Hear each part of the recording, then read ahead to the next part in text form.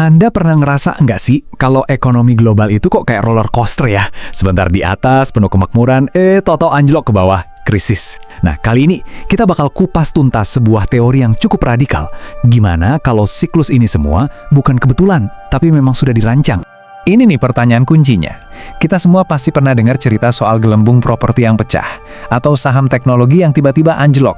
Nah, teori yang mau kita lihat sekarang ini berpendapat pola ini tuh bukan sifat alami pasar, bukan sekedar panik dan serakah, tapi hasil dari sebuah mekanisme yang sengaja dijalankan di balik layar. Oke, untuk ngebongkar argumen ini, kita akan lihat dari 6 sisi. Mulai dari perdebatan dasarnya, terus gimana mekanismenya bekerja, kita lihat bukti sejarahnya, siapa aja pemainnya, apa motif dibaliknya, dan terakhir, gimana dampaknya langsung ke kita di Indonesia. Jadi sebenarnya apa sih yang bikin pasar ini naik turun? Well, ada dua penjelasan yang benar-benar bertolak belakang. Biasanya kan yang kita dengar itu teori konvensional. Pasar itu ya cerminan emosi manusia. Kalau lagi serakah, semua beli, harga naik. Kalau lagi panik, semua jual, harga anjlok. Simple. Tapi sumber yang kita analisis ini punya ide yang jauh lebih provokatif. Katanya gejolak ini bukan karena emosi, tapi sebuah proses yang dikontrol.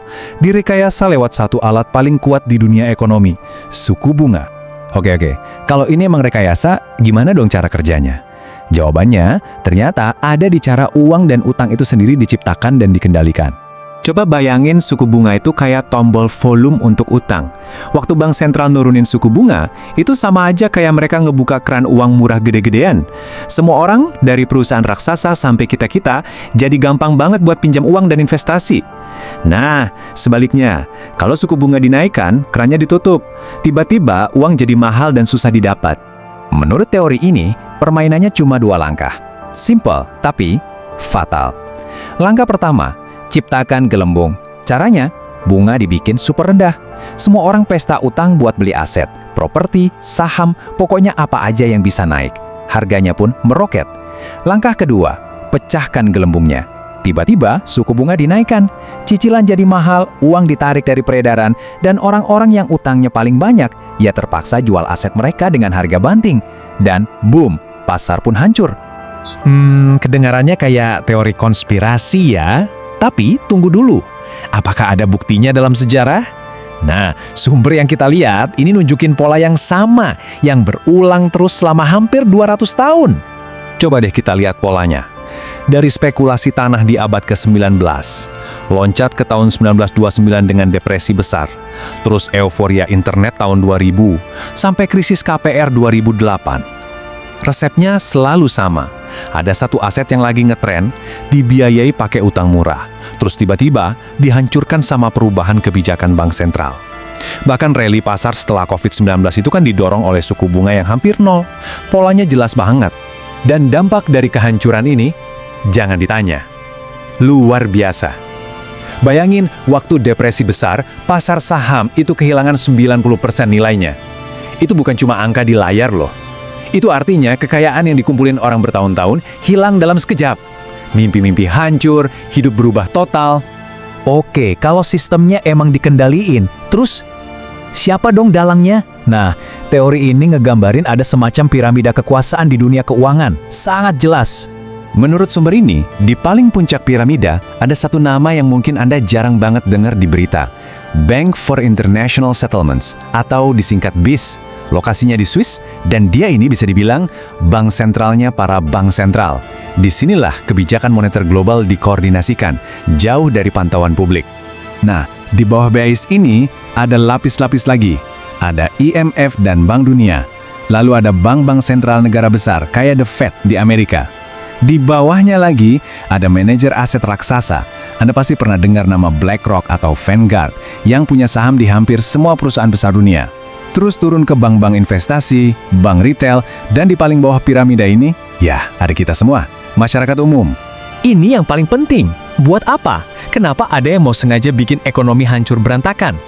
Sumber ini ngasih satu metafora yang, wah, dalam banget.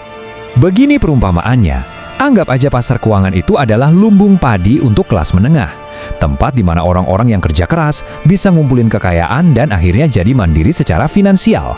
Nah, menurut teori ini, kemandirian finansial itu justru dianggap sebagai ancaman bagi struktur kekuasaan yang sudah ada. Jadi, ini dia poin kuncinya.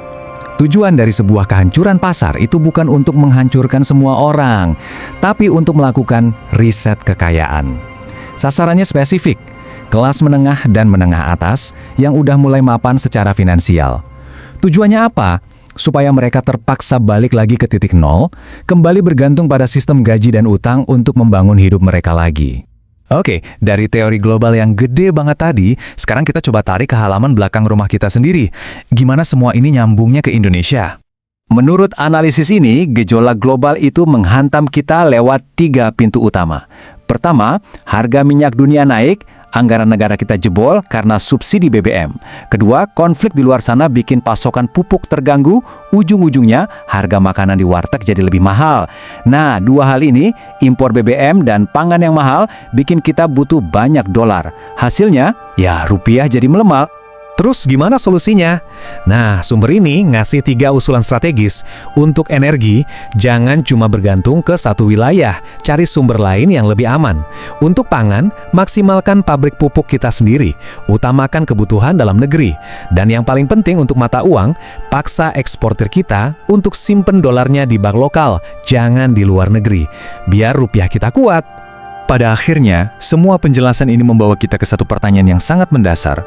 Kalau kita anggap teori ini benar, kalau siklus naik turun ini memang sebuah desain, maka pertanyaan buat kita bukan lagi kapan pasar bakal naik atau turun, tapi lebih ke gimana caranya kita membangun lumbung kita sendiri yang tahan api di tengah sistem yang mungkin memang dirancang untuk membakarnya.